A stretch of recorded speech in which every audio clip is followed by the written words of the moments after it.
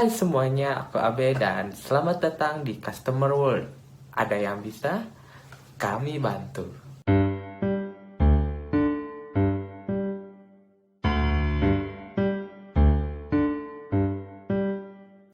Hai semuanya, jadi kali ini aku mau bahas sedikit tentang perjalanan ponsel BlackBerry dan juga gadget-gadget BlackBerry lainnya. Kalian masih ingat nggak sih pada tahun 2007 atau 2008 itu hits banget yang namanya BlackBerry? Bisa dibilang sih sekarang tuh kayak iPhone ya, tapi kalau zaman dulu tuh BlackBerry yang paling juara. Kenapa demikian? Karena BlackBerry punya ponsel pertama yang memiliki fitur-fitur layaknya smartphone canggih. Layaknya iPhone pada masa kini, BlackBerry saat itu sangat digandrungi dikarenakan apa ya? Ponsel ini tuh bisa memberikan gengsi yang sama seperti sekarang membeli sebuah iPhone. Dan awal kemunculannya BlackBerry itu sebenarnya sudah ada tahun 2005. Mulai hitsnya itu pada tahun 2007 sekitar tahun 2007 dan sampai dengan 2008 yang diawali dengan BlackBerry Curve. Nah, itu masih ingat gak tuh BlackBerry Curve? Nah, awal mulanya itu artis-artis tuh pada pakai yang BlackBerry Curve itu kan. Ya biasalah. Eh, artis itu menginfluence seseorang untuk menggunakan ponsel ya, misalkan ponsel supaya wah, artis itu keren tuh pakai ponsel BlackBerry itu zaman itu. Terus juga kan ponsel BlackBerry waktu itu masih warna-warni itu ya. Yang walaupun masih pakai trackball itu pada saat itu udah masih kebilang canggih sih. BlackBerry itu seingat aku ngeluarin lagi produk-produk lain ya kayak BlackBerry apa ya, Gemini yang udah nyoba-nyoba pakai trackpad gitu kan. Terus kemudian BlackBerry Bold, terus BlackBerry Torch tuh tahu kan yang slide gitu ke atas itu, yang di slide yang wow, keren sih kata aku yang itu juga yang Torch itu. Kemudian BlackBerry yang layar sentuh pertama itu ada merek namanya itu BlackBerry Storm. Apa banget ya gue, ya ampun. Aku juga dulu pengguna BlackBerry yang aku pakai itu dulu BlackBerry Gemini. Wow, waktu itu tuh masih ngerasa keren sih ya walaupun pakai BlackBerry Gemini yang apa sih, tukeran pin gitu kan sama teman-teman, terus apa, saling promo pin dan sebagainya. Nah, BlackBerry sendiri sempat menciptakan culture kayak gitu ya, yang sebenarnya adanya cuman ada di BlackBerry Messenger.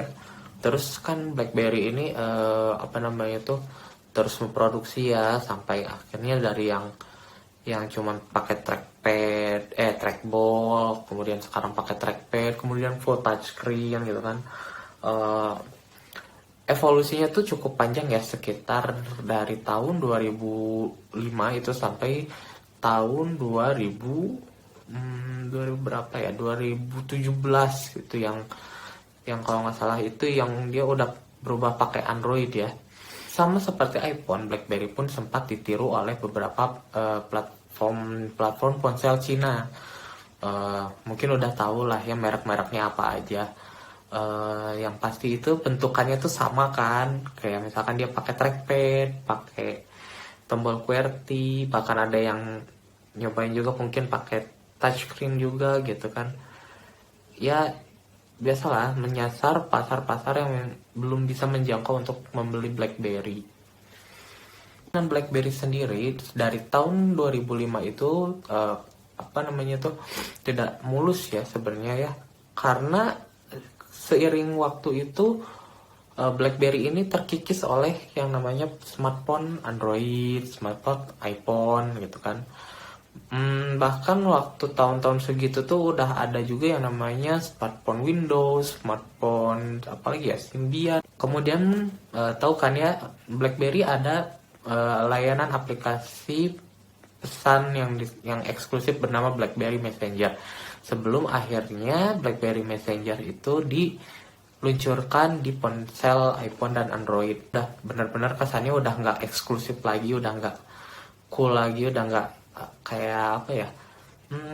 Ini ponsel udah nggak terlalu menarik sih kalau di pasar.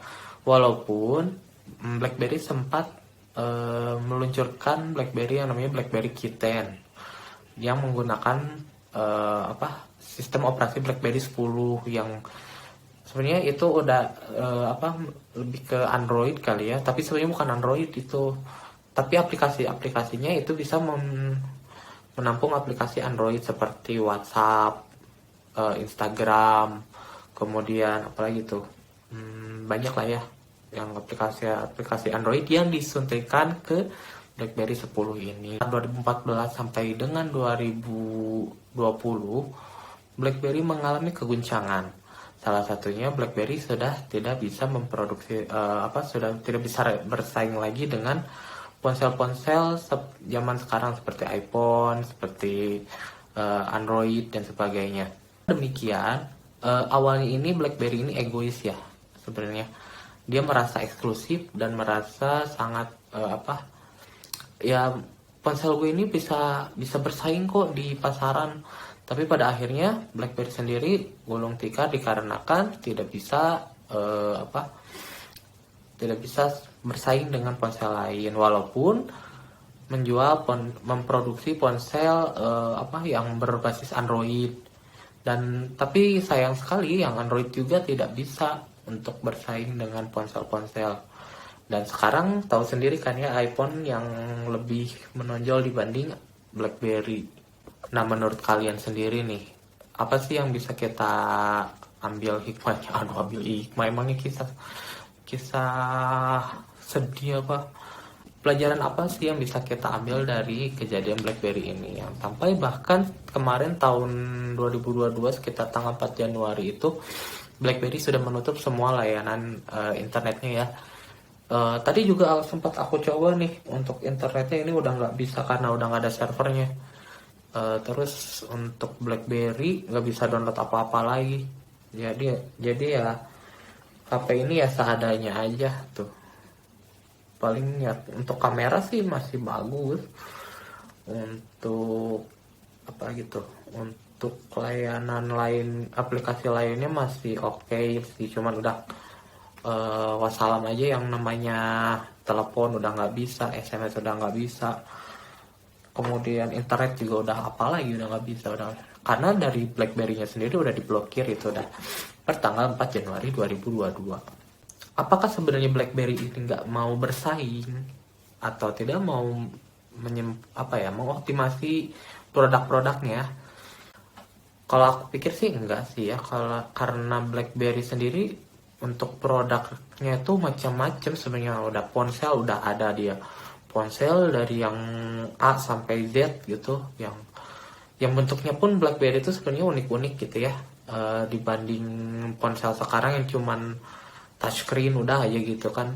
Nah, kalau yang BlackBerry ini kan bisa, dia ada QWERTY-nya ada, trackpad-nya ada, terus touchscreen-nya juga ada. Terus juga BlackBerry juga punya tab juga ya yang namanya Playbook itu.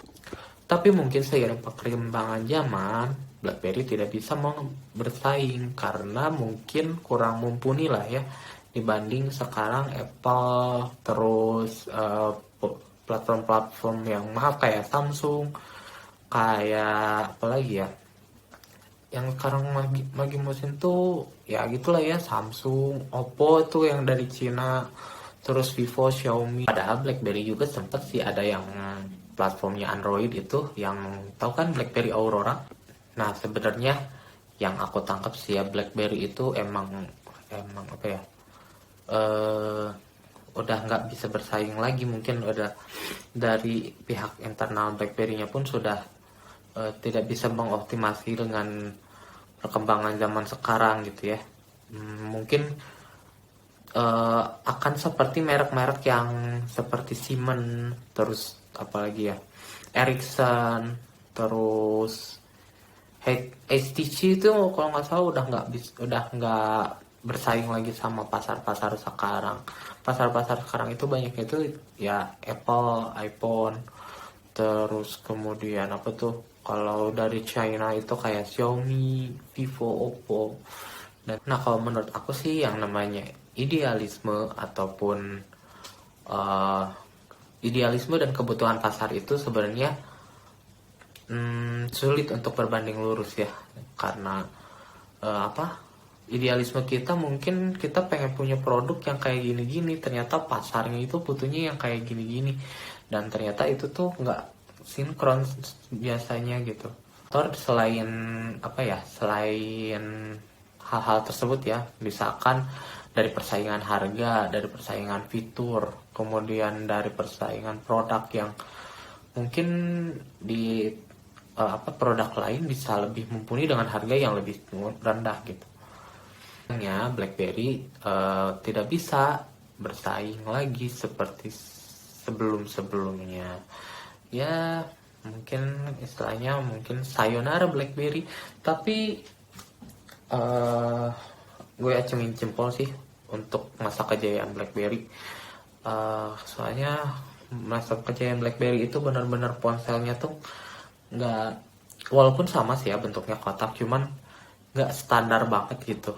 Jadi ada yang salah satu yang paling gue suka itu yang ini, Dakota ini, sama yang Torch itu. Lalu apa yang tengah terjadi dengan BlackBerry hari ini? BlackBerry hari ini sudah tidak beroperasi lagi, dan ponsel-ponsel yang tersisa itu hanya ponsel yang masih bisa digunakan, itu ponsel-ponsel yang berbasis Android, karena developernya pun terpisah, bukan BlackBerry lagi. Jadi emang masa BlackBerry ini banyak kenangan banget ya. Dulu kan suka tukeran pin gitu kan, suka apa lagi ya, suka selfie. Awal mula selfie itu kan pakai BlackBerry, walaupun masih selfie-nya tuh kayak gini kan. Ya udah cukup, kayak udah malam, ngantuk. Ya udah teman-teman sekalian semuanya, itu tadi yang pertama itu ada tadi review BlackBerry Dakota yang 9.900 ini yang baru aku beli. Kemudian juga aku tadi sempat ceritain ya perjalanan BlackBerry dari 2005 sampai tahun ini. Semoga kita semua jadi lebih tahu lagi ya tentang dunia-dunia hal-hal yang kayak gini.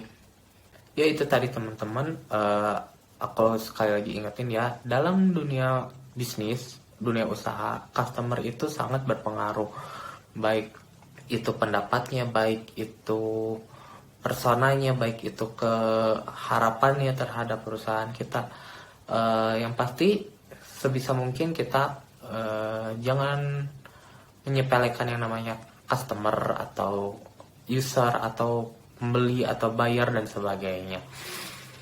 Baik teman-teman sekalian, terima kasih sudah menonton video ini. Jangan lupa kalau suka dengan video ini klik like, dan juga jangan lupa di share ke teman-temannya, karena ini gratis ya. Nah jangan lupa juga di subscribe channel ini. Terima kasih, sehat selalu.